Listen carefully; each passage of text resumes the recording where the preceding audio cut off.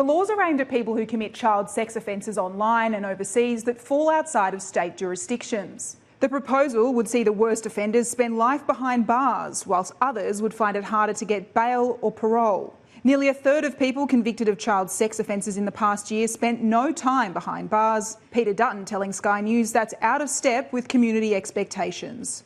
We believe that people who come before the Australian courts not to spend one day in jail for having sexually assaulted a child is completely unacceptable. In many cases we're talking about sentences that are as low as 6 months, and again that doesn't reflect community expectations. So the whole idea here is to send a very clear message to the courts, to offenders, that community expectation must be met. The government is pushing Labor to back the changes when they're introduced next week, but under Bill Shorten, Labor didn't support the measures, concerned that juries would be less likely to convict if they knew judges had no discretion over sentencing. Well, I don't understand the basis for that comment from Labor. Now, if they don't support mandatory sentencing in relation to child sex offences, they should say so, because they've supported mandatory sentencing in other areas of the law in the past.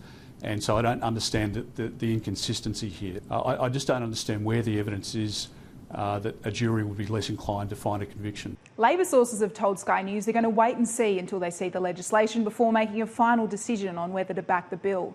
But pointing out today that the majority of these crimes occur under state jurisdiction and therefore wouldn't be caught up in this legislation.